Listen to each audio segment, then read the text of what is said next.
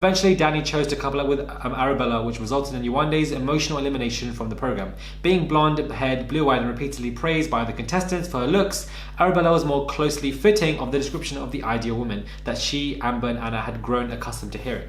But when I had asked whether getting essentially swapped out for women of that description felt like salt in the wound, Yewande maintains that it wasn't much of a factor in her disappointment.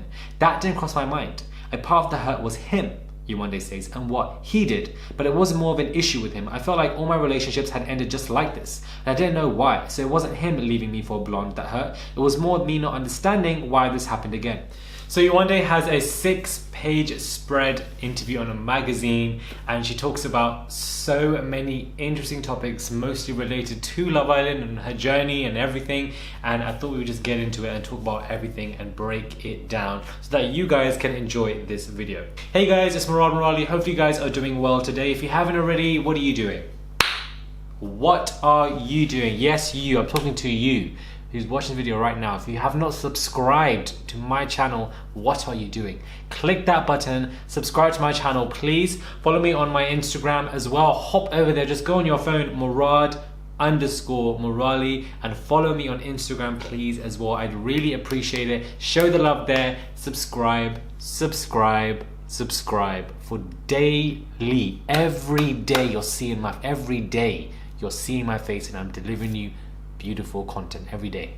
Can we all just deep it? Every day I'm here.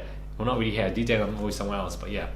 But anyways, let's get into this video. Yewande Biala has come out with a 6-page spread on a magazine called Pride, and I thought we'd get into it because this interview definitely is lengthy, interesting, and she is spilling some tea as well. Now, as we can see from the front cover, we can see it says Pride, Yewande, the breakout star of Love Island, iconic moments in Black history. You know, we can see different parts, and we can see that Yewande, and I feel like this title is very fitting. I feel like she is not the only, definitely, but she is a number of many of breakout stars from the show. You know, Yewande, Ovi, Amber, and Molly May and Mora, I believe, the top 5 popular people from this show. And Yewande, for somebody who wasn't even in there for that long and is still, you know, being popular from the show and discussed online, I feel like it definitely is. Now, before we get into the interview, I wanted to get into this outfit. I feel like this blazer is ridiculously amazing. I feel like the lines, the color, it just suits her, the fitting, the cut. Let me not exaggerate, it's not amazing, but I feel like it definitely does look good on her. I feel like this is definitely a really good, you know, outfit. I was sent this by a subscriber, so hats off to you. I appreciate you sending me this.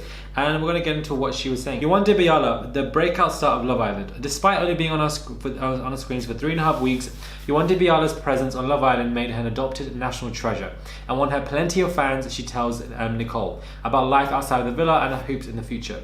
Yewande Biala doesn't like taking risks, sitting down for our interview at an assuming fish and chips restaurant in southwest London. However, the 23-year-old scientist from Dublin was keen for an extra injection of fun into her life.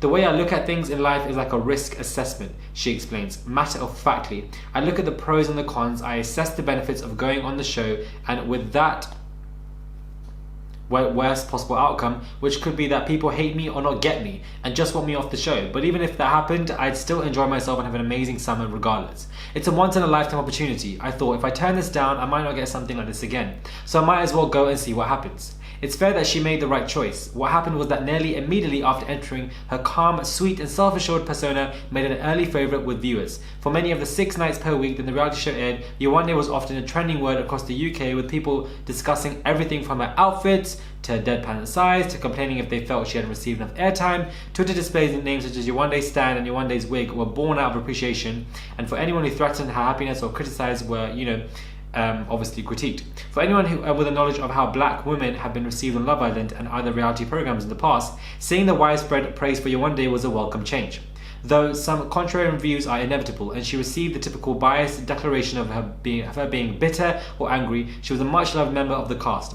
When she was dumped from the island after 3.5 weeks, viewers and islanders alike were devastated. No more than eventual winners Amber and pharmacist Anna, the 3 women formed the strongest visible friendships of the series, with plans to move on to their own London flat together along with Anna's sister Mandy. Oh, Mandy's just always there. Their bond is always strengthening after their time in Mallorca. With Anna being of Iranian descent and Amber being mixed race, it was an informal union of women of colour. Was this an intentional alliance? Not particularly, Yewande begins. We just couldn't find anyone for us, and everyone who came in was like, my type is blonde and petite, so then Amber felt like she was the second choice. Like if the blonde and petite girl didn't work out, the next person was always Anna, so she struggled with that, and Anna was the same. She was like, I'm always the third. If the blondes don't work out, then Amber doesn't work out. That was the bond of all that we all had. I didn't even make the list. I'm in the corner. And everybody, concentrated on Molly May, for example. And that definitely did bother us because we struggled. The struggle was real. The embodiment of brains and beauty, one would imagine that Yewande would be a catch for a dating show. Yet, if you're an experienced viewer of dating shows or you've dated while being a black woman, in general, you'll know that just because you're perfectly desirable, there's no guarantee that finding a match will be easy. Even before I went in, she says, I emotionally prepared myself in case I didn't get picked, and how I'd deal with that. She admits it would have been very naive of me if I didn't even consider the option that I'd struggle and wouldn't get picked.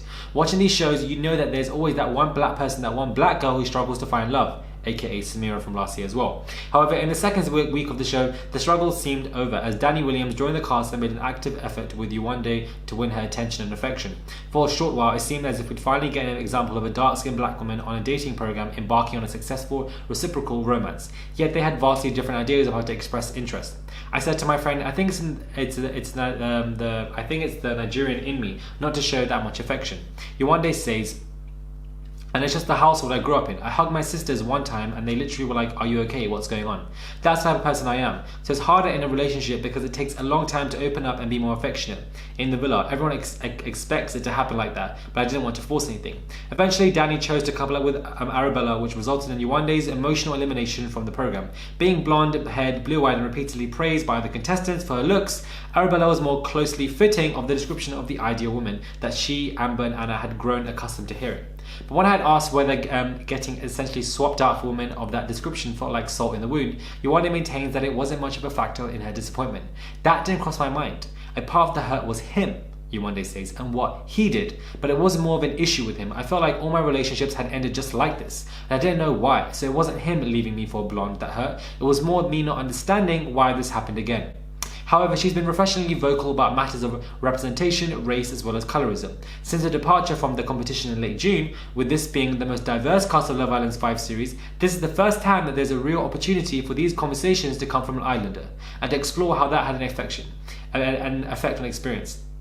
In a Radio 1 interview with Reese Parkinson, Yewande spoke frankly about the dynamics of black men and women in the dating sphere and mentioned her judgment that upon meeting castmate Sherif, she knew that she wouldn't be interested in dating her and would instead prefer Amber since she has lighter skin. Though Yewande swears by not reading any headlines or online discussions, she couldn't avoid the shockwaves that these remarks caused on social media. While some commended her for telling the truth about how many dark-skinned women feel when pursuing romance, others criticized her making an assumption of Sherif before knowing him.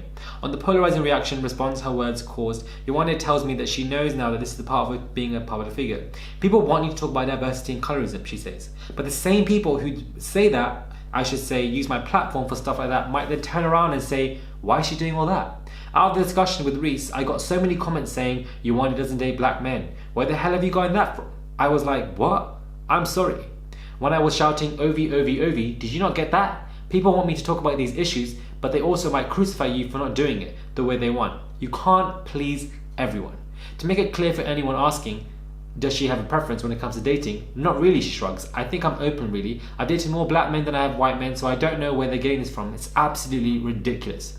And when it comes to new romance, it seems her search continues. The heightened attention that participating in the show she had on her life has been more a hindrance to successful partnership than a help. I went on a dating show to find love, and came out more single than I was when I went in. I don't understand how that makes sense. Now I feel like it's harder to find someone. First, I probably won't see the message because if someone DMs me, I have so many coming in. And secondly, when you do hear from someone, you don't really know who to trust.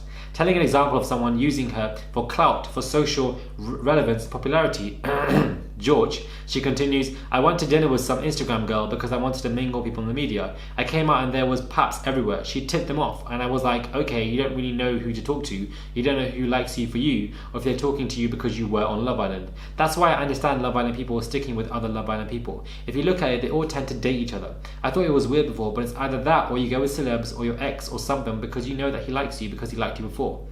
No, nobody should go to their ex. Days after our interview, she posted what seemed to be as much evidence of a date night with Love Island 2019 and George Rains. Though neither of them have commented on the nature of the relationship at the time of the writing, it hasn't stopped fan chatter about a potential romance. Interesting. Often the argument that it made that Love Island shows of the nature just aren't for black women. Viewers felt triggered by seeing a woman who look like them face rejection or being ignored for consideration as a viable candidate.